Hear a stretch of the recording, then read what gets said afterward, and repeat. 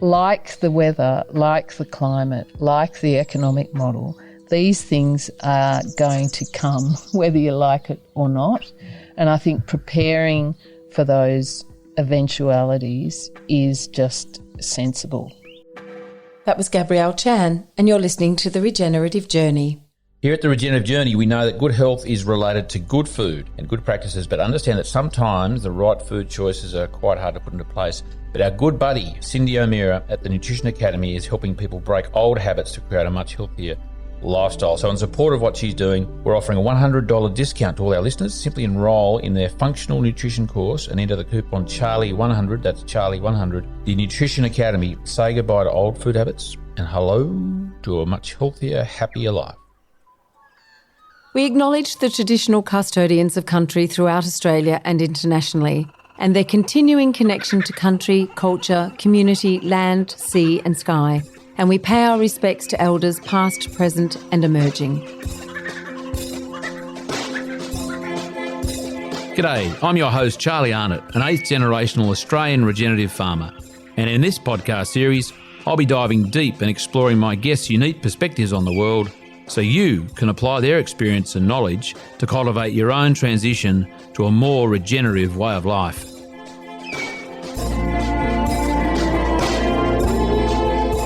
Welcome to The Regenerative Journey with your host, Charlie Arnott.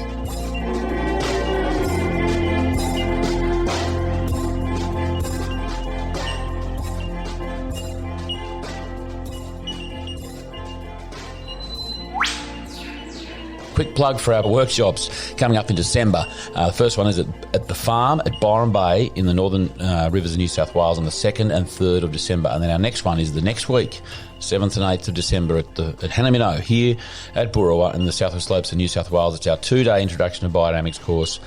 Theory in the morning, practical in the afternoon. It's 2 days.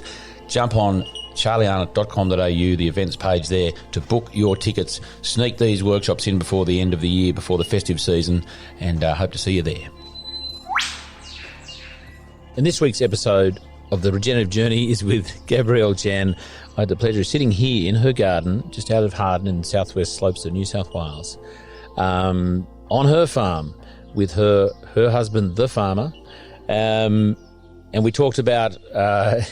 as we do, her life, her move into media, and which is a industry she is still fairly and squarely in, and her move into the country, not coming from a country background, a lot of political sort of overtones in a really good way, in a really interesting way. We talked about, and I guess her impression or her experiences moving to the farm, and most importantly, the way that she has put this all into a book called Why We Should Give a Fuck About Farming. It was actually really fun. The rain was just starting to sort of drizzle down. We had blue wrens and birds and sheep and all sorts of cool things happening while we were running this interview. It's a bit shorter than usual, and she had to run out the door. We could have talked for another hour, but I hope you enjoy this interview with Gabrielle Chan as much as I did. Oh, what a lovely sound. What bird was that? I don't know. I'm not a twitcher. Should be. I know all the sounds, but I don't know who they are.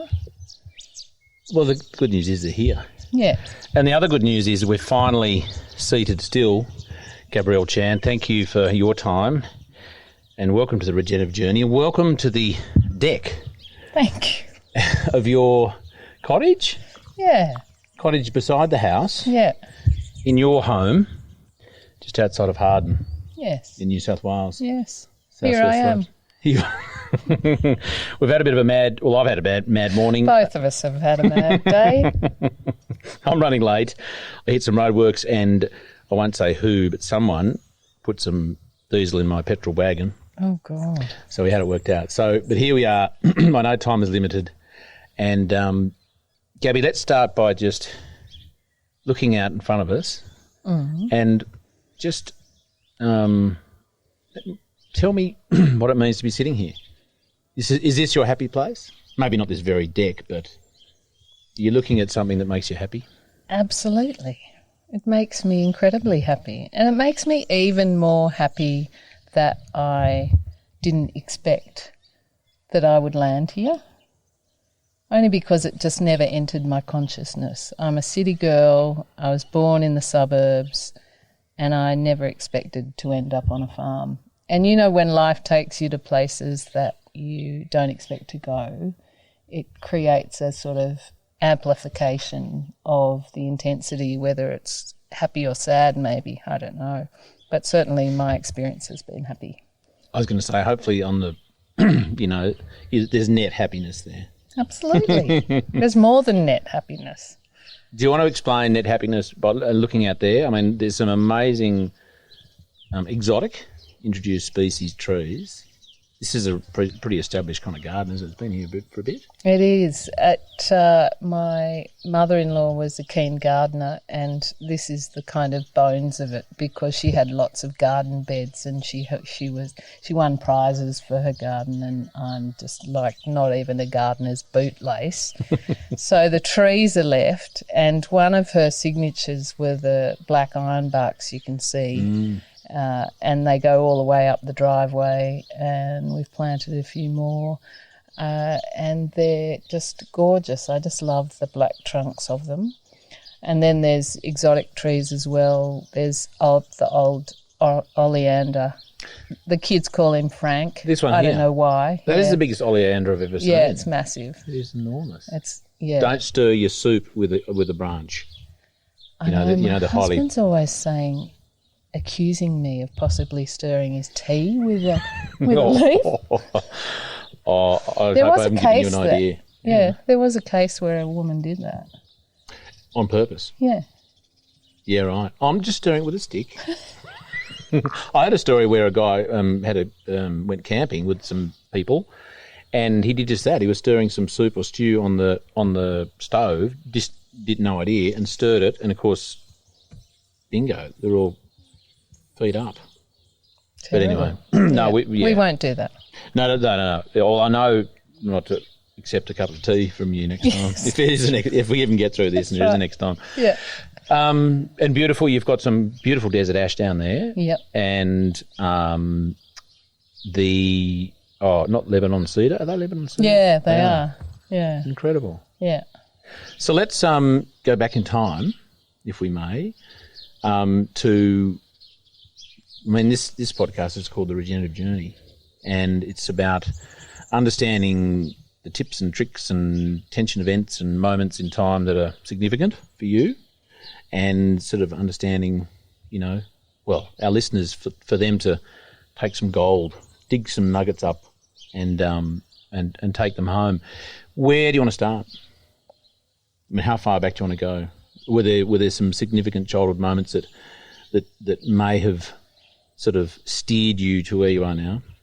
Not really. Take us back to Sydney. No, there's nothing. Let's just jump to, No. You're in Sydney, I was in Sydney, and I went into the media, and I went into politics, and then I meet this. You were a child for a while, though. I was a child. I was a child. Gone straight it is true. Did you go to school? I did go to school. I was a child, but I had no connection to place. And I think that's the thing that this place has taught me, is that connection to place is really important. I was raised as a kind of global citizen. My dad is Chinese Singaporean. We were raised to be educated and be comfortable wherever we were in the world. And I think my my career as a political journalist taught me that there were some people who were connected to place and some people that were global citizens. And there are some people who are both, of course. But I think that connection to place became a really important understanding for me, not only in my political reporting, but in my understanding of landscape and communities. And I didn't have that in the city, and I have that now where we are, and I think that's a real gift. Is it a thing, does that happen because one lives in the city, or was it more of a personal, family, cultural thing? Is it a general thing, or was it just your circumstance? I think it's partly my circumstance. I think people do, if they're in the city and have lived in a community for a long time, or deliberately go out and make community connections. Absolutely, they are connected to place. But part of this was a sort of aspirational, I think, aspirational journey of a migrant family where education was really important, getting ahead was really important, and so that stuff about community was not so important. And because as a child you don't know how different your childhood is to everyone else, because you always think your childhood is normal. I can't contrast it with anyone else's, really. And how was nature there somewhere? Was there trips into, what you would call nature, or that kind of environment for any particular reason? There was my childhood from probably first class onwards was spent in a newly developed suburb called Belrose, and the house backed onto bush, and as kids we spent all our time in the bush, catching tadpoles, running around, running loose, getting around in rainwater, storm drains, and doing all those dangerous things that you're not supposed to do. But that's kind of not dissimilar to, being out here. Being out here. Yeah. Open space, nature, trees, dirt, water. We had bushfires that came up to the back fence, that was a scary time. And so there was a sense of nature from that time, I guess from 6 or 7 onwards. But it wasn't something, it was something I was drawn to as a kid, but wasn't something I took with me as I got older and turned into a horrible teenager and went into a career in the media. What the horrible teenager bit, was that is that a particular Gabby thing, or is that just, I've got a terrible case of oppositional defiance disorder. Explain that. As in, my husband I haven't heard that one before. That's a. So if someone, if someone tells you no, yeah, then I'll have to do it. Or if someone tells me this is the case, I'll have to find a reason why it's not the case. And I think a lot of journalists have that, propensity to push for weaknesses in any statement system. And, that's essentially the book. It's just like, what are the weaknesses in this thing we called farming? Why do we do things the way we do? How does that happen? What culture is that? And that's all my oppositional defiance disorder. Is there curiosity in there, or is it sort of not curiosity? Because for me, curiosity is kind of a positive thing. Was it curiosity, or was it like, I'm actually just going to press some buttons and get some people cranky? Totally curiosity. So I want to, in order to understand something, I want to be able to unpack it and put it together, like an engine or anything that you're curious about the way it works. So does this system, whether it's an economic system or a farming system or a social system, does it stand pulling apart and shaking upside down and then putting back together? Like, would you put it back together in the same way as you found it? Before we get to the book, so you were a horrible teenager, and then your words, not mine, and then you were finished school. You said before you mentioned got into media. Yep, went to... why? Curiosity, I think, and good luck, and started as a copy girl at News Limited, and got a cadetship on the Australian, and did my media training there. Spent some time on the Telegraph, Telly. What were you doing in the telly? I was medical reporter Really? at the telly, yeah, and I did all sorts of things, general features. You have to do everything, you know, when you're a young journo. And I got sent to Hong Kong to the South China Morning Post for a couple of months. So that was pretty interesting for me, particularly as someone with Chinese heritage going there. I think they joked at the time it was sending coal to Newcastle. But, I mean, was that something you chose to do, or they just made some big assumption there? Or what? No. It was a prize for, I've forgotten what it was. I think it was a Cadet of the Year or something like that. You remember what that was. No. It was like, I can't remember whether it was a yearly thing or whether it was the whole cadetship thing. But anyway, it was a prize of sorts. And you'd done something good. Yeah, it just happened to be me. And so how long were you in that world, in that particular kind of media environment? I mean, not that you've ever really stepped out of it, but, you know, what was the next sort of chapter there? So from there, I worked at the telly for a couple of years, and then I decided to go overseas, and I went to New York and worked in New York for a while at the Canadian consulate, of all places, doing arts promotion. That was for a year, and then I came back and went back to... Where did I go from there? I worked as a press secretary for a little while for a Liberal state minister, Peter Collins. He was arts minister and treasurer at the time.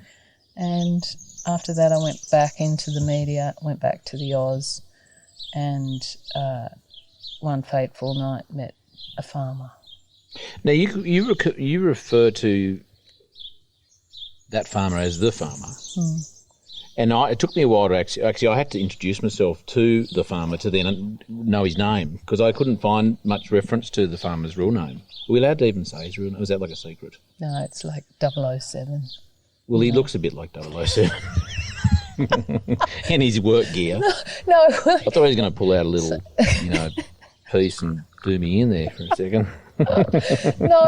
Who are you? That was about, when you have separate careers as partners or married couples, and you choose this kind of occupation that really the other person hasn't chosen. And that's me writing about stuff related to the farmer's life, and he is just a poor bastard that has to go along with it.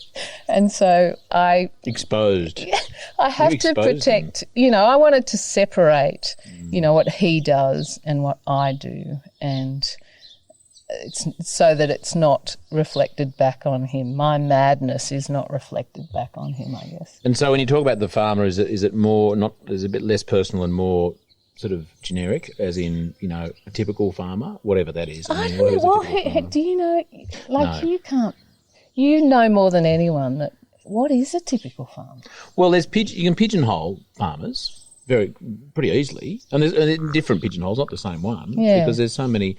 And I think that the not the industry, I don't like calling it industry, the career path, the vocation of farming attracts interesting people. And it is hard to pin, it's easy for people to pigeonhole them, I think, but really if you dig into it, they're very unique. And thankfully, they're very unique because they're all living in unique environments. And if they were all the same, then they wouldn't, only 1 in 10 would actually fit in their environment, I think. Yeah, definitely true. And quite contradictory in a lot of ways. Quite unique thinkers, but also quite aware of, in some cases, conforming or conservative. Expectation, local culture, all of these things I think play into the way a farmer relates to both the land and the people around him. And family culture too. So family? Family culture. And that's something you can't, I think it's harder to escape a family culture in the country maybe. Not that I've lived with a family in the city to compare, but my sense is whilst there's open spaces that you think you could run away into, there's a sense of isolation. And I mean, I guess, marrying into a farming family, how was that? Well, can we talk about that? Is that a secret? it's not really a secret. I can't talk about it a lot. You can write about it, but you can't talk about it.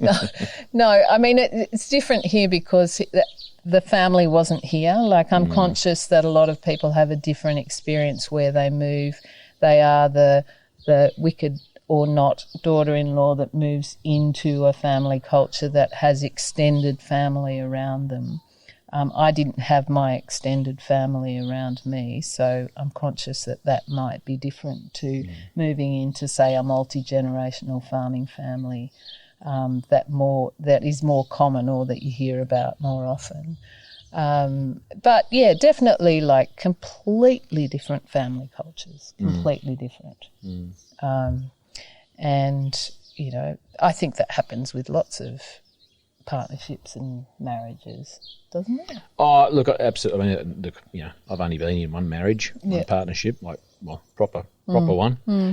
So I can't compare either. But look, everything is unique, and I think, and I have lots of friends who have, had. Wives got married, and wives have come into those situations, their family situations, fairly hardcore multi-generational stuff, and friends who have married into that, and it can be very challenging. It seems, I don't know, more often than not, it is more challenging than not.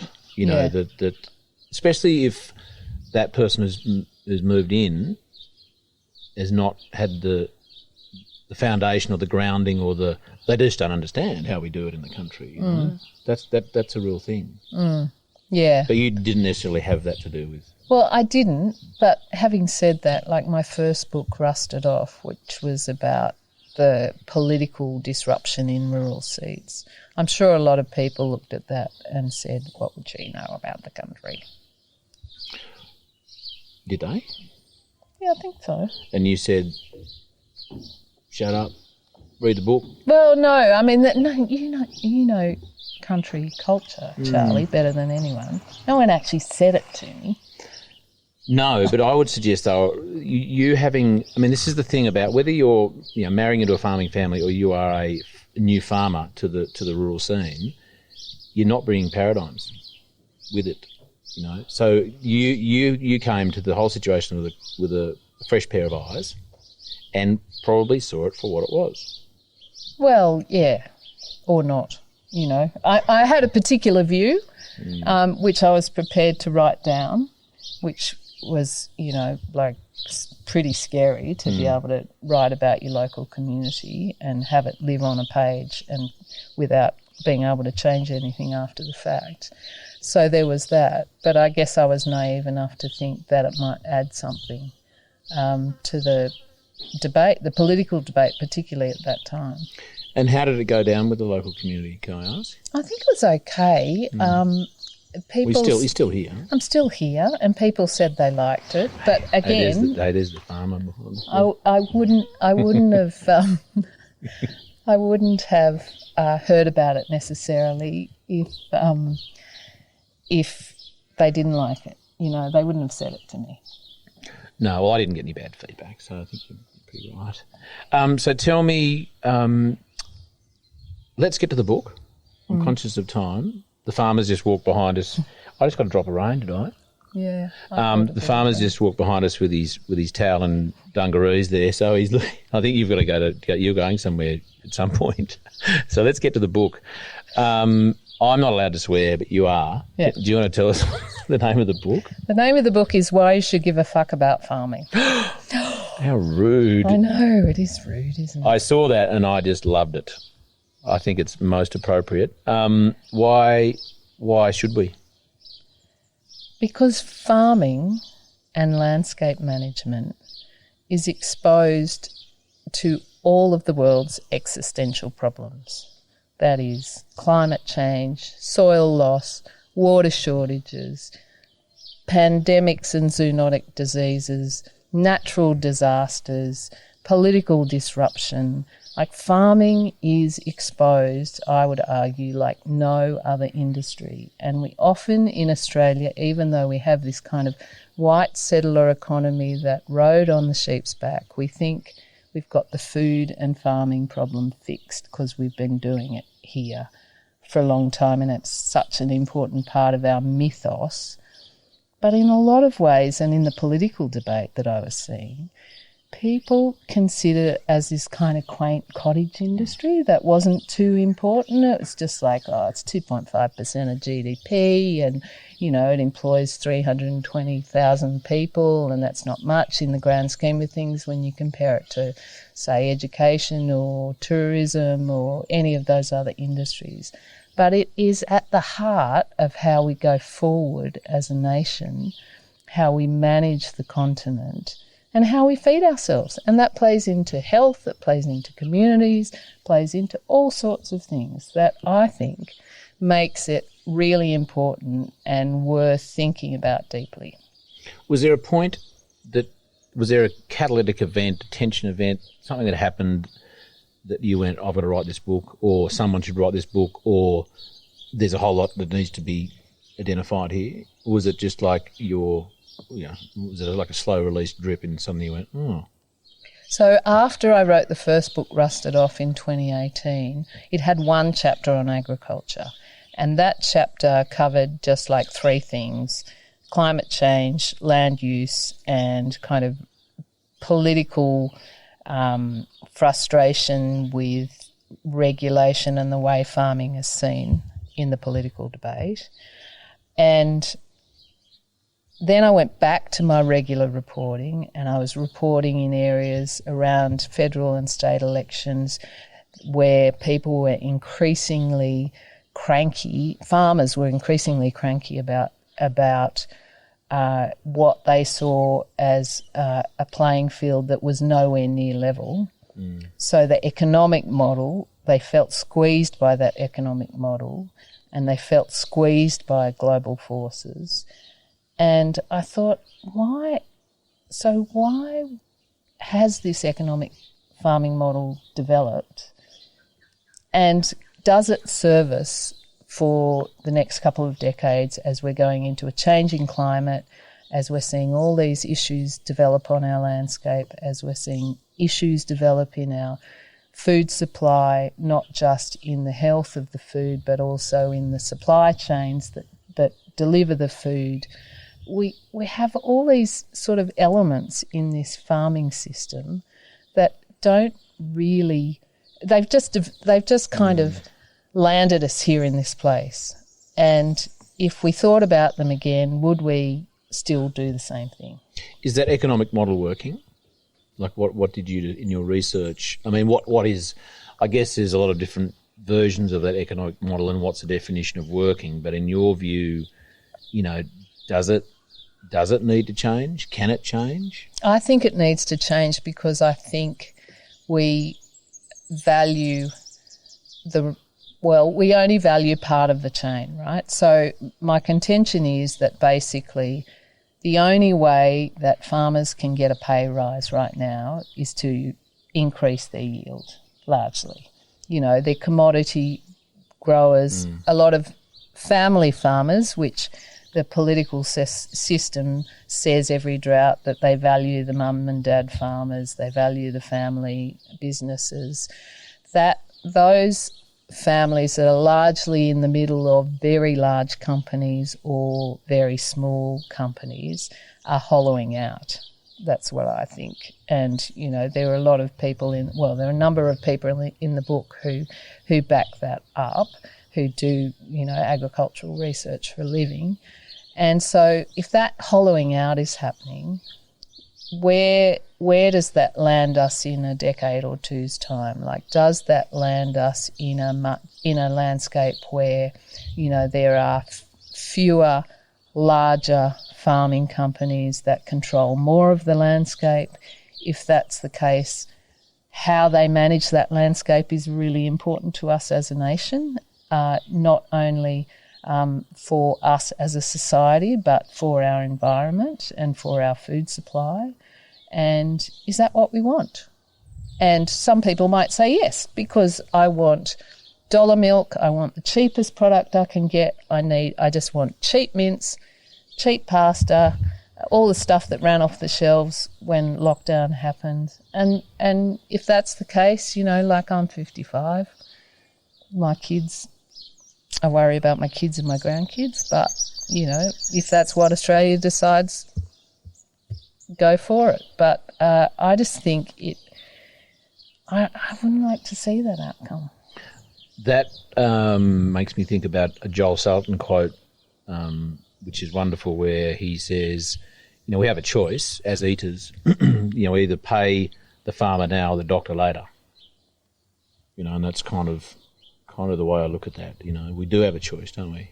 We do. And the other thing I would say in that vein about the economic model is that, this whole deregulation arc started from the time I was a baby journalist in the 80s watching the Hawke Keating government, and they stripped away a lot of the protections of agriculture that made it a very uncompetitive industry. And there were some good things that happened then.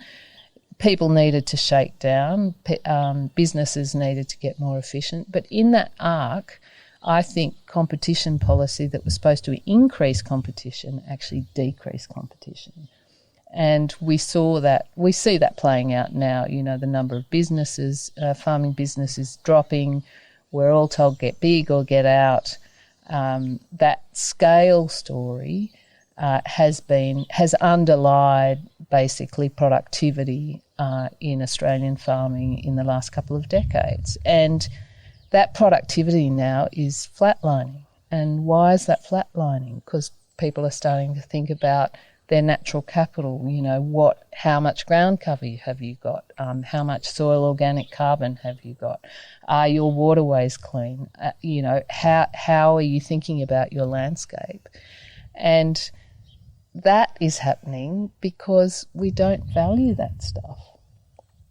Well, I guess it's, we're so used to valuing things dollars and cents on a balance sheet, aren't we? And then there's this whole new natural capital accounting, which is, I guess, embryonic in some ways, but really important, isn't it? I think. Yeah, it is. And, you can argue it both ways, because natural capital accounting is essentially putting a scientific measure on everything in your ecosystem. So, the quality of your water, the number of species on your land, how much of your soil is covered, how many trees you've got, all of those things. And so there's that scientific measure, right? So no one argues with that. What people argue with in developing a system that puts that into your books the way you have a tractor on your books or a shed on your books is whether you can put a dollar value on that.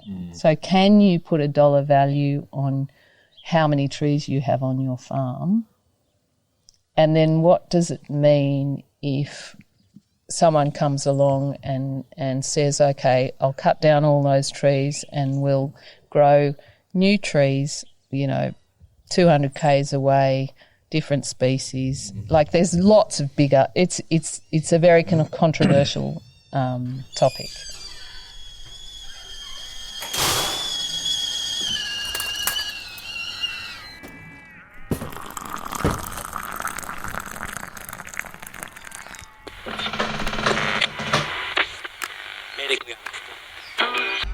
Looking for more information to assist your regenerative journey? Come join Charlie and his guests around the kitchen table, an online community of supporters with exclusive access to the Regenerative Journey interview transcripts, live online Q&A sessions, a chance to engage with other like-minded people and more.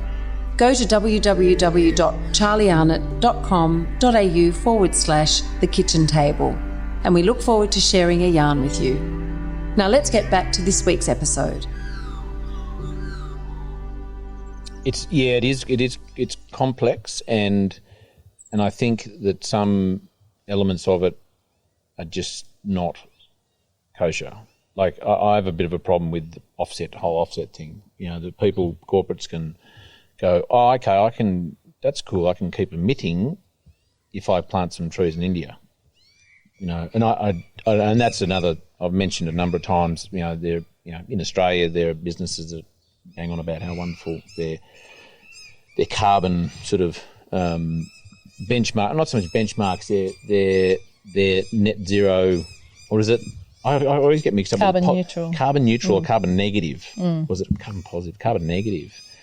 And I go, wow, that's cool. So they must be planting trees and sort of that's all part of the auditing. I just go, no, they're planting trees in India. It's like, but you're on a farm. Like you're one of the few businesses or industries where you can actually directly impact on farm in two ways, or a number of different ways. And that to me, and look, it's a start and it's fine and it gets people having that conversation and I think there's the positive way to look at it is that if those businesses, and I think that is actually happening, they've gone in going, beauty, we can offset our crimes, and then they actually understand there's actually more to it and that they sort of, it's a foot in the door, and if it's a foot in the door then maybe that's okay. Yeah, I mean, what I like about it is it makes people think about what they value, because at the moment the message that we get is that all of these trees are worth nothing. Like they have zero, so you can knock one over with a bulldozer and that's zero value. Obviously they do have a value, but how you value them is a big question. But I think even getting people to think about, we value a $2 T-shirt from Woolies. Why do we value it at $2 if you don't value what that tree's worth? Like it's an important conversation starter, I think, to get people thinking about what's important in the world and what we can't live without. And I think banks are looking at that. Definitely. Green loans, and I think there'll be some competition, I trust, between the big banks and the smaller banks and the community banks, because I think and I hope that's a sincere interest. I mean, look, their bread and butter is making money. That's their bag. But I think it can be done in a way that is really positive, I trust. Yeah, there's a lot of skepticism, I have to say, in farming, in sections of the farming industry about how it will roll out and whether it becomes another vehicle for ticket clipping on the way through on farm businesses, and I think some of those fears are legitimate, and you're starting to see these kind of carbon aggregators come out that say, I can sell you, Charlie, I'll manage your carbon account for you, and I'll take 20 to 40% along the way, and you can have the rest. And you're signing up to things that maybe you're not clear on what they are and what they mean long term down the track. So I think there are a lot of potholes.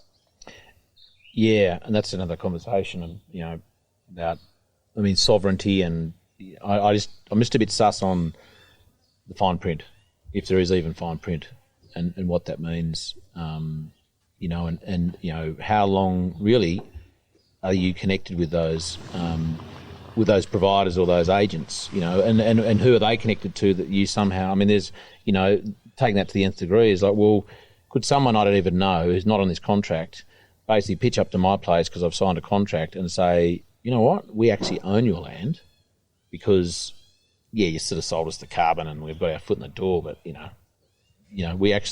can actually choose what to do here now, which is all a bit scary. Maybe that's another conversation at the time. It's such a big conversation, and it's happening now in the political debate just this week about how soil and carbon farming is going to be a big kind of source of, or a big carbon sink going forward. So, yeah, it's one you're going to have lots of conversations on, I suspect, in the future. Well, I remember going to the Young S&C Club in about 2006 or 7, and they had a carbon trading, carbon farming meeting, conference, whatever it is, workshop there. That was the first time I remember going to a group of people to talk about that, and I just went, oh my God, that's got hairs on it. And ever since then, like I don't know how many years that is now, ago, 15, 14, I've just gone, more agents coming in, more platforms. And I'm not saying it's a bad thing, it's just, I don't know, just haven't had the kahunas to step in there just yet, looking for the right opening. There's a pretty interesting model out at the moment called the Regen Farmers Mutual. by a guy called Andrew Ward. Oh, yeah, Andy you know Ward. Andrew? I owe him a phone call. Andrew, I'm sorry. I owe you a phone call. Yeah, he's doing something with Young Farmers Connect. Oh, is it today? I did a post on it. Was it today, tomorrow? So, I think it's tonight. Yeah, but that mutual model, I think, is an interesting model because it sort of goes back to the old. I mean, it's wrong, the wrong language to call a co-op, but it's the idea that a bunch of farmers get together and you get the maximum income out of it, so that you're not giving it away to a third party, that you're actually getting together and providing kind of safety in numbers, which I think has. Is a pretty interesting model. And led by farmers, and sort of still, it's I guess farmer owned, but it's not relying on too many external people and factors and players who probably just jump in going, well, there's a bit of coin in this. Now tell me, I pulled a quote from somewhere, Gabby, and farmers' problems are eaters' problems. Talk to me about that. Because we haven't talked about eaters much, have we? No.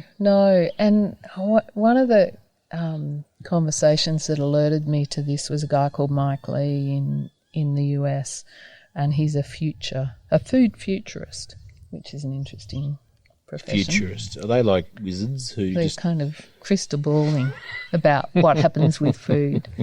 And cool. And he was talking about food tribes and how increasingly what we eat signals our identity. So when we were teenagers, we would have determined our identity, what we were wearing or what music we were listening to, and increasingly younger generations, like my kid's age, 22, my son's got, very clear about what he eats and the reason he eats it and values, and I think that's a really interesting trend for farmers to be aware of, and even that the regen, the idea of regenerative farming.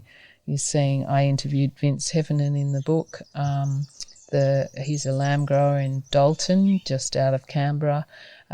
He sends his lamb to Feather and Bone, a butcher in Sydney, and they are creating, a product where they can tell the story of the food, where it comes from, and people are paying a premium for it. So, eaters are choosing to put, or not, their money where their mouth is, and the idea that, what a farmer does is separate to, the food ingested by the eater, I think, is no longer, it just doesn't wash, right? It's this became clear to me when I was covering, in the drought, when I was covering the water debate. So the water management, the water market, the idea in Australia where you buy and sell water, it's just like any other thing. Commodity. And people were saying, those bloody irrigators, they shouldn't be allowed to do what they do, and then they're eating their produce from the supermarket. Like, how does that work? You can't be eating the product, like scoffing down your almonds and complaining about almond growers. Oh, and your almond latte, mocha, chai. Yeah. Is that a thing? Yeah. I love So that disconnection, I think, really was one of the driving forces for the book as well, because it was this. I wanted to put paid to that idea that farmers exist in this separate universe that is separate to me as an eater, and that what they do has nothing to do with me. Like, I can have feelings about what they do, but I can't disconnect myself from what they do. And I guess they can, in sourcing and demanding that food, they can be contributing in a positive way to solving a problem or problems back at the farm somehow. I guess the more hands in between, the harder that is. It is, and I think that's why you've seen the rise in businesses like Feather and Bone that kind of bring the story of the food. Farmers markets are a classic for that sort of thing. there's an increasing buy-in. But whenever I start talking about this, and particularly when I talk to economists or agronomists or people really involved in kind of supply chains, they say, well, you know, there is a cohort of the population that can't afford it. And what do you do about them? And I would say somewhere down the food production chain, either the farmer or the environment or the eater or the government has to pay. So there is a cost of food produced, and there's a cost in dollar terms, in production terms. There's also a cost in environmental terms. And if we're saying that we can't afford for food growers to charge the full cost of what it takes to produce the steak on your plate, well, you're either saying, okay, I can't afford it, but I want the farmer to pay for it, or I can't afford it and I want the environment to pay for it.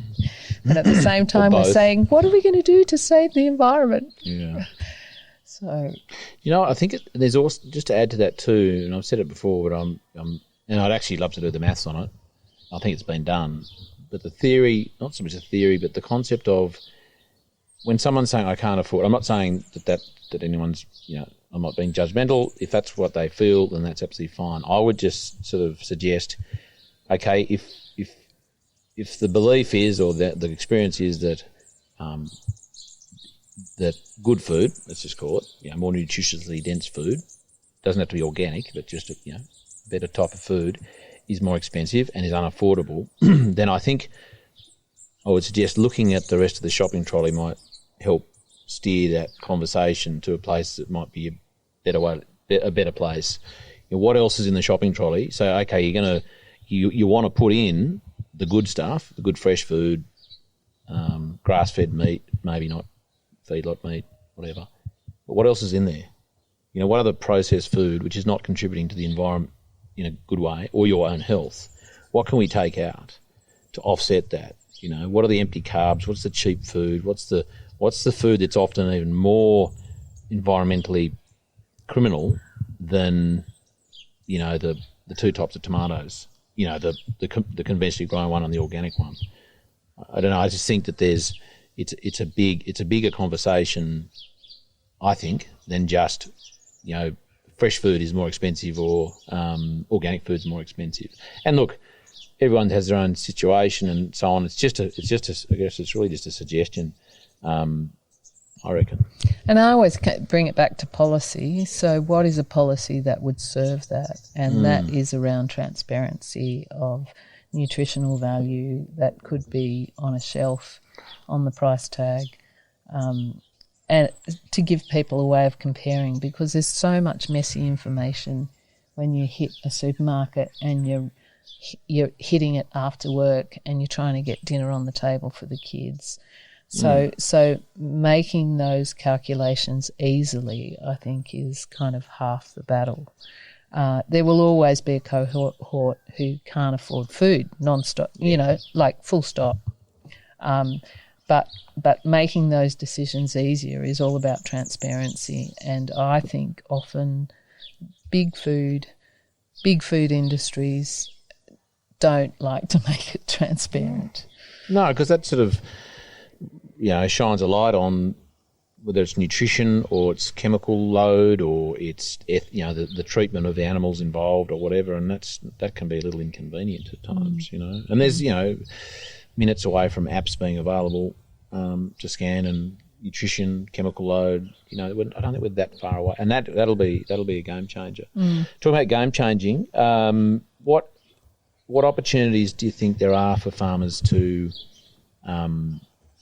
I don't know whether it's changing their business model or do a better job? Again, what's the definition of better? What opportunities are there out there for farmers economically or socially, culturally, that you've identified in your book as the little pitter-patter of rain falls down? Yes, exactly. We could get rained out here. I would say, again, it comes back to that transparency level.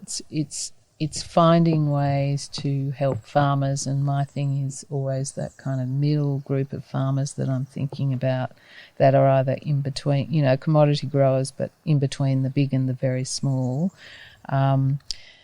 And it's about, you know, making models that are easier for them, because often they're doing so much. Like, this is turning into such a complex business, isn't it? The farming business. You've got to be across so many things, particularly in a mixed farm where you're trying to get the crop in and you're trying to keep the animals going and you're trying to stay across, you know, markets and forward selling and all of that stuff. Like, there's a whole lot of tech that's sort of turning up, you know. I'll see you over there, Gabby. Pete wants me to a little bit of... Oh, okay. Sorry. You may have her now. I'm not allowed to say your name. 15 minutes early because he's showing me machinery. Oh, okay. So you've got Okay. That sounds... Can I come along? That sounds interesting. See you, farmer. Yeah, there's a whole multiple layers of expertise that we feel we must be all over. And I guess we've always been jack of all trades, you know, plumbers and sparkies and vets and... Well, that's it. I mean, that's the thing that really shocked me about farming, is that I came into it thinking that it was a kind of quite a simple business, not simple as in simpleton, but simple as in straightforward. Like, you grow crops, you know, there's a couple of sheep in the paddock, like it rains or it doesn't, no biggie. And I've realised how very complex it is, and that requires incredible talent and incredible dedication to do all of those things at the same time. And I think, and that's just what happens within the farm gate. I mean, there's obviously, you know, phone calls to other people outside your farm, and there's agents and whatever else, but it's all related to what's happening generally within the boundary of your farm. And then you sort of add in you sort of throw on the table the opportunity to value add or market your produce in a different way, as opposed to whizzing it down the road to the local yards and selling it and that sort of thing. And that's like, oh my God. And, you know, for people to get their head around that opportunity, that's a whole nother skill set that one might feel they have to or want to get a handle on, you know, like, okay, I've got to take my video around and video me farming, or got to create a brand, or I've got to talk to some butchers in Sydney, or, you know, which I'm not saying it's a bad thing. I think it's a wonderful thing. I think that's where a lot of value can be left or come back to the farm. But it's just another whole... another additional challenge. And that stuff I find really interesting, because that also comes back to personality and desire, I guess. So what you've done in creating your brand would not suit the farmer or people who are less what would I call it? Willing to do it. Yeah, willing to put themselves out there, because in some ways it's a very interior profession. You spend a lot of time in your own head. And so if you're not a more extroverted person, the idea of selling a brand is really scary to some people, and just not something they want to do. And Vince Heffernan, the lamb grower at Dalton, said to me, you know, it really makes me confused that farmers, there's no one like farmers who are happy to throw their hands up when their produce leaves the farm gate. They don't seem to care where it goes to or who consumes it, because they're kind of on to the next lambing or on to the next harvest. It's gone and I can go through the cycle again. Whereas increasing that portion past the farm gate is a really important factor and something that you can make money out of. Totally. It is another skill set, and it is, it's, and I think Vince is doing a wonderful job. He's won awards at the Delicious Food Awards. His personality is suited to that. He can be a bit gruff sometimes. Did you find that? Vince won't listen to this anyway. So. I wouldn't call him gruff. You were saying, before we put the thing on, you were saying he's so gruff. I was not. No, Vince. We love you, Vince. We love you. He does do a good lamb, though. He does do More a good lambs, lamb. biodynamic lamb. I'm going to interview Vince when I can. Last time I tried to track him out, which was a while ago, he was down at the coast. He sent me pictures of him like sitting on the beach or near the. It's like, I don't care where you are. Just when you're at the farm, I need to talk to you. So at the point, I just want to make another point about what he said, which was really interesting to me. So of the Regen farmers, the so-called Regen farmers that I've met, they often go into it for environmental reasons or animal welfare reasons. And Vince, I think, was one of the ones that said to me, I just looked at this economic model and thought, this is, just not working for me. When you say this one, as in his previous model or the conventional model? His previous model, which was, a very conventional model. He's a sixth-generation farmer. He was saying, I felt like I was getting screwed by the supermarkets. I wasn't happy with it. And he goes to his agent and says, I want to do this in a different way. And his agent says, well, find another agent. You weirdo. Basically, yeah, exactly. But so that was really interesting to me that, that was the economic thing that pushed him on. Yeah, I mean, I think that's a pretty sensible place to start, isn't it? Because you're right, a lot of people, and I have to say I was guilty of probably looking at the environment side of it. I mean, I guess everyone has their own reason. Though. No, not. Well, I guess. I mean, we all have our own motivations, and there was equal. I don't know if it's equal portions, but it was certainly a number. It wasn't just like, oh, my trees are dying, I've got to do something about it, or my soil's blowing away. There are economic considerations, social, the whole thing. So it can be challenging.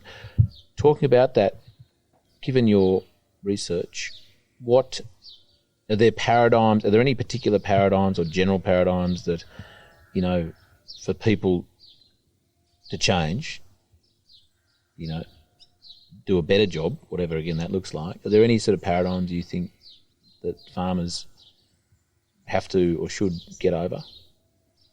I think the last decade or so, the last 2 decades actually, have been about productivity, really productivity focused. And I think the next couple of decades is going to be all about the environment, all about your landscape, all about your animal welfare. Like, I don't think farmers can escape that. There's very terse discussions, particularly on social media around the use of chemicals. We're seeing legal cases around glyphosate, Roundup, and farmers say to me that, that can't change. It's going to change the whole way we do things. Well, like the weather, like the climate, like the economic model, these things are going to come whether you like it or not. And I think preparing for those eventualities is just sensible, because the consumers, the eaters, are really changing the way they think of things. And as, we're going into the COP talks in Glasgow, as Europe is going to start changing the rules about what's imported into their borders, what the environmental value in your landscape is, what you're putting back. I think all of those things are pushing us in that more environmentally minded direction. So people can dig their heels in, they can kick and scream, but it's changing. It's changing. I did a sort of carbon accounting workshop, I guess it was, through Landcare, and where you try and measure your emissions and all that sort of stuff. I think that's coming at us so fast, and to resist, as they say, to resist is futile. But the important part of that is you've got to be at the table to explain the farming systems and the way they work. Meat is one example where it's not a simple black and white, eat meat, don't eat meat. You know, I think these are very nuanced conversations, very complex conversations that farmers have to be involved in. Otherwise, it's designed by someone else without that input and without that very intimate landscape knowledge. And so for me, like, that book is about, you know, trying to switch farmers on to that conversation that, you know, the policy debates that are happening now. The policy debates are actually happening in Parliament this week and have been for a long time and will be for the coming months. Like, those actual policy debates. How do you sequester soil carbon? You know, should farmers be paid for carbon and biodiversity? All of these things are happening in Parliament House, in the chamber, this week, right now. How? Because I often, you know, discuss with people the pros and cons of, you know, where one as an individual farmer, family, community, industry, where we could put our focus. And, you know, my sense is a lot of people think, oh, government, like, you know, it's a bloody slog. Let's just get on and do it. Let's create the carbon platform or whatever it is. Let's just go and change, you know, try these different practices. Let's create our own markets. And you know, it's a ground on the ground led revolution. You know, so is that something you feel is right, or you get a sense of from other people, or do you think there's a real go forward opportunity by, you know, engaging with politicians and in helping inform policy and change legislation? I guess what I would say is similar to the farmers that like to go out and sell their product compared with the farmers that are more introverted and are happy to deal, you know, behind the farm gate. It's the same in politics, right? So there are people, farmers who want to go and design their whole new ways of looking after landscape, new ways of growing food, and they're doing it on the outside of Parliament, they're doing it on the outside of the political system, or they're entering into partnerships with private companies. We've seen, you know, payments for soil carbon, for example, with Wilmot Station and Cavan, with the payments coming out of the Microsoft Climate Fund. So that's an example of where people are doing it on the outside, getting together with another private company and doing that. But I think there's a really important piece for farmers getting involved in the conversation at a political level, because politics designs legislation and regulation. And that design, for example, there's a carbon and biodiversity pilot scheme that pays farmers right now. That's going to determine what the policy is going forward. So if you're politically inclined, you might be thinking about, how am I going to engage with this? How am I going to get my views across to politicians? What would a good system look like? What would a fair system look like? Because we've all discovered basically that even though farming culture is often, you know, farmers often think of themselves as the lord of their domain within their boundary fences, what farmers do on their farms has an effect outside the boundary fence, right? It has an effect on eaters, has an effect on the environment. And so there has to be this kind of, I think, a new social contract between eaters and farmers about how those effects flow both from the farm outside into the broader environment, but also the eaters, you know, what they're paying, who they're encouraging back inside the fence. Was there ever an old social contract? There was, in Australian terms, there was a social contract in that, you know, protection of agriculture, which was basically, price setting, all of that stuff. That was essentially... That worked well, didn't it? That was essentially a social contract that says we value what we do, what you do, and it was more about government saying we need to encourage lots of exports in the early part of the colonial history to send back to Mother England so that they've got lots of wheat and lots of lamb chops. Wool. And so that how do we write that new social contract? What needs to happen? Who are the players?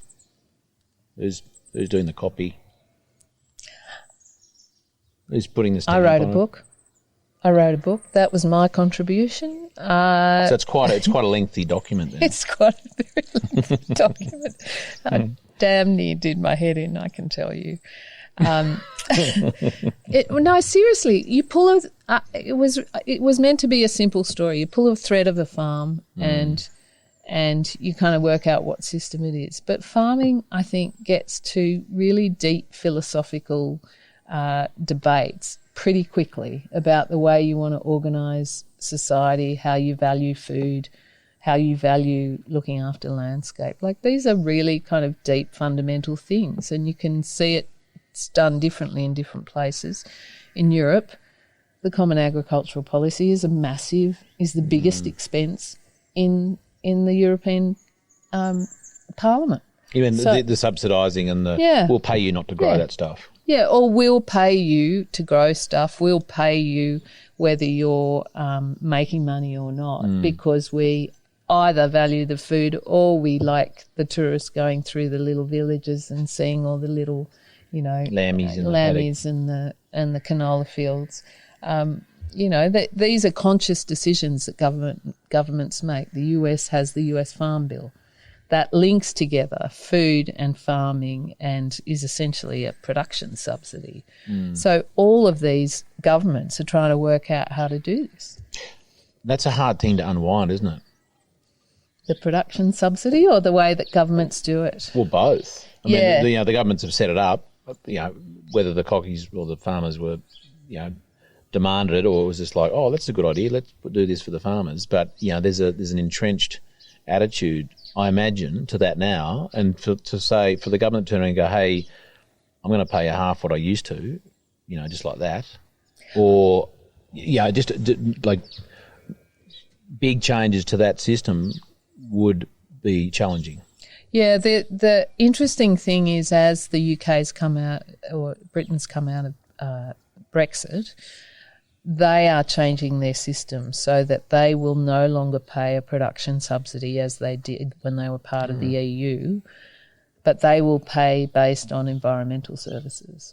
So that it's a pivot. It's an absolute pivot. Oh, that's good. And I interviewed Dieter Helm, who's head of the UK Natural Capital Commission, about this, and he said it is like the biggest fundamental change in that country when it comes to farming, because it's used to be paid on production based on how much land you had. So that kind of entrenches the system and the ownership, and you start to pivot and pay for environmental services, and then suddenly, it's not the biggest farmer, it's the farmer that's doing things, the betterer farmer, that is better for the environment. Let's jump back to eaters. What did I read? Oh, that's it. What if the eaters sort of ignore the trend we're seeing of or the opportunity they have to engage more directly with farmers, whether it's through food or going to a farm, or that engagement, which I just think is a wonderfully healthy thing to do, especially for your kids. What are the consequences of just the status quo for a lot of people? Just ignoring that as an opportunity. Are they going to be like left behind? Is health like even more rapidly declining? Is it sort of the pulling apart of the urban social, the cultural thing? I mean, food's got a really reasonably important role to play in culture, isn't it? Absolutely, it's a big part of culture. Food, I mean, I thought deeply about this. Food is so incidental now, like it's just everywhere, isn't it? It's just like drive-through coffee, can be fantastic and it can be shit. And I think the danger is if we don't bridge that divide between farmers and eaters, that you get political disruption over the way, and we've seen that this week over the carbon debates and whether we're in or not, and we've seen a lot of silly political debate. But, you know, it does create these divides in societies that are not healthy, and we saw that with Brexit. We saw it with Donald Trump in America, the division between people in regional areas and people in metropolitan areas. And it does have an effect on the health of food, you know, the food that we want to encourage, good food, shorter supply chains. I don't think we can just chuck out long global supply chains completely, because I think the world does have a responsibility to feed countries who can't feed themselves. But I think that if the lockdown taught us anything, it's that we need the short and the medium supply chains too for food, so that people can get good local stuff. I mean, our local town here, all of the towns around here had a mill. It used to have a wheat mill, and you know, in the middle of the lockdown, we couldn't get flour. We're on a wheat farm, and there's a old rundown mill in town that's not working because of competition policy, because another big company swallowed it up and shut it down so that it wasn't competition. Not unlike abattoirs. Every town had an abattoir. Exactly. And you saw what happened, particularly in America. The abattoirs in America were, you know, once they shut down, everyone started panicking because there were only big concentrated abattoirs rather than the smaller ones dotted around the countryside. So you get an infection in one abattoir and it cuts down the supply chain to great big areas rather than just one little town. It's not a good recipe for resilience, is it? It's not. It's not. It's like diversity. It's like farming itself, you know, to rely on any one thing, to have all your eggs in one basket is just not a smart strategy. Yeah, I think diversity is reasonably important. That does remind me, I was involved with farming advisory as a client, organisation, and one of the things that was drummed into us from an economic and a business model point of view, they used to call diversity.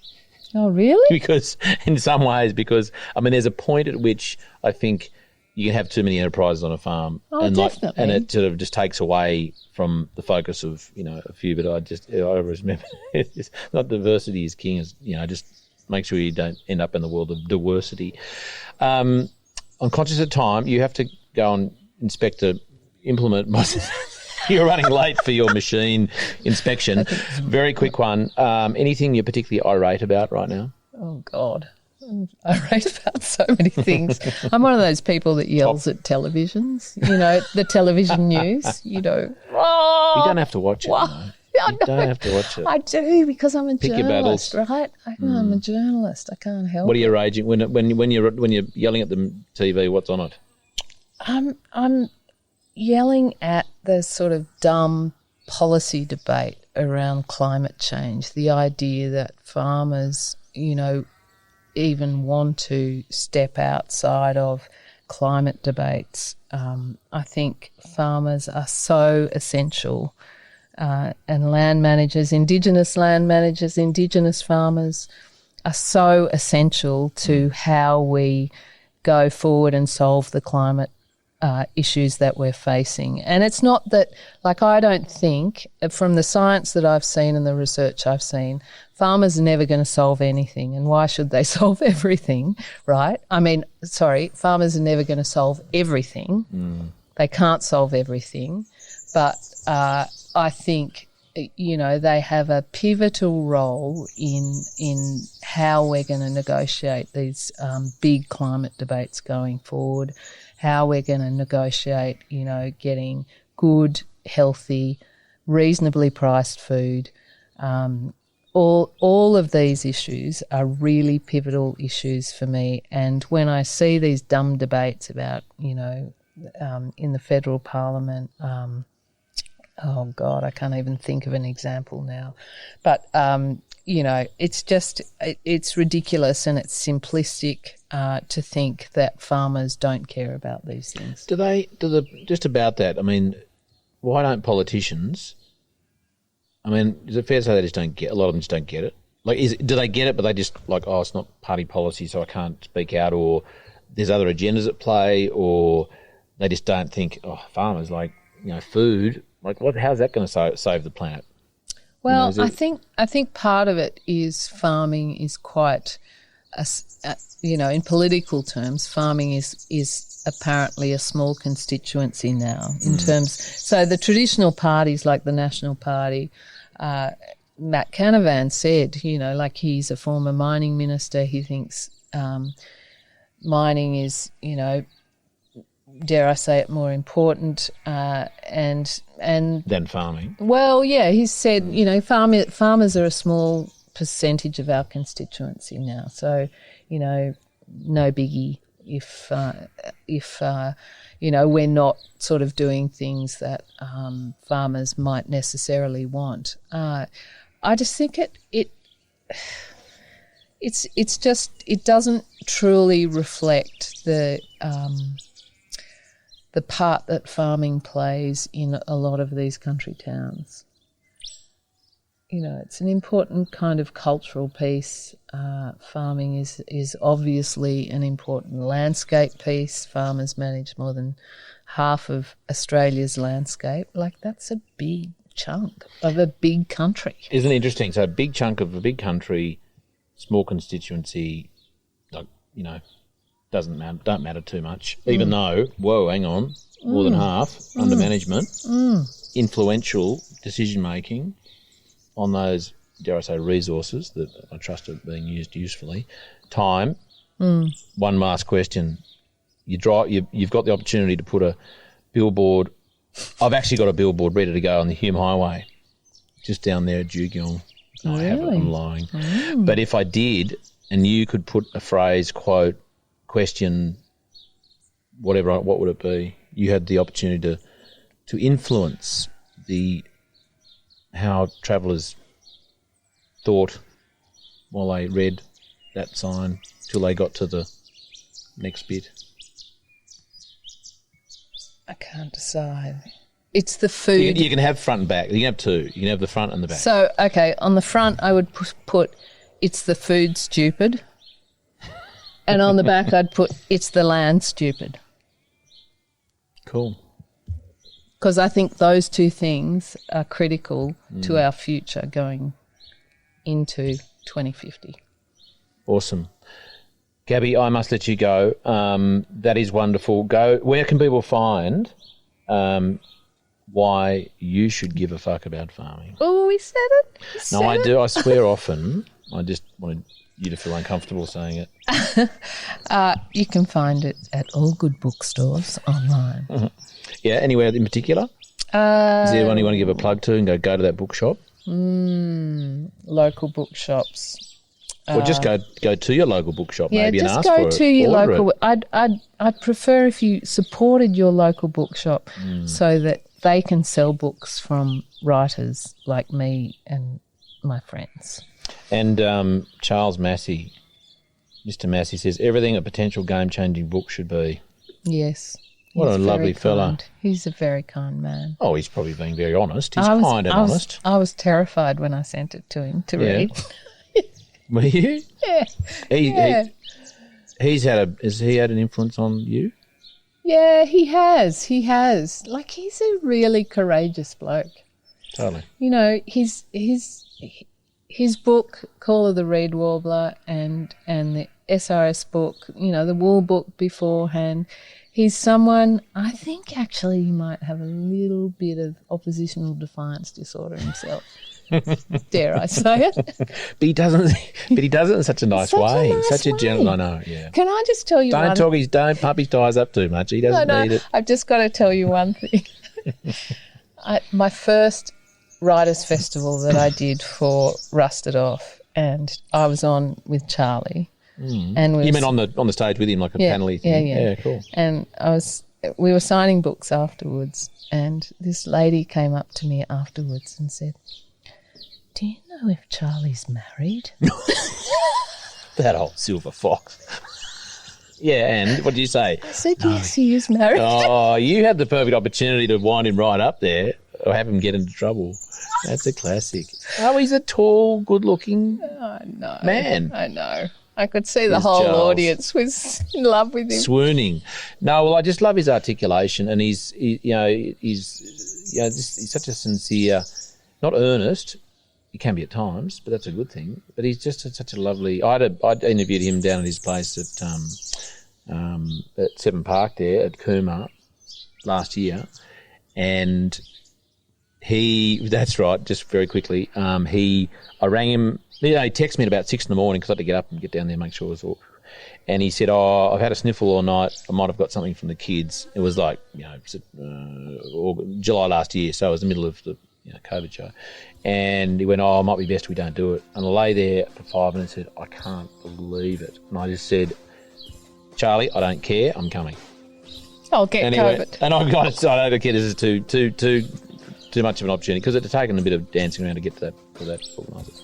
So glad I did. So glad I came over here today because Burrawa and Hanamino is not far away. It's just over those hills back over that way. Yeah. And I've so enjoyed our little chat, and the birds have too, little blue wrens. Yeah, lots of blue wrens. Awesome. And the rain has just Held stayed off. away. Yeah. But I know you need to get to your next engagement, and I'm going to get you to sign my book before we go, talking about book signings. And thank you so much, Gabrielle. Thank you for sharing your regenerative journey and your thoughts on the world. Thanks very much, Charlie. I loved it. Good. Good. You better have. After all that. It was Thanks, really Gabby. good. It was really good. And next week's episode of the Regenerative Journey is with Adam Gibson. He's a farmer, he's a business coach, he's an ex-gym junkie. He's on his own regenerative journey on his farm, where I caught up with him in the northern rivers of New South Wales. And I trust you enjoy that episode of the Regenerative Journey with Adam Gibson. This podcast is produced by Rhys Jones at Jaeger Media. If you enjoyed this episode, please feel free to subscribe, share, rate and review.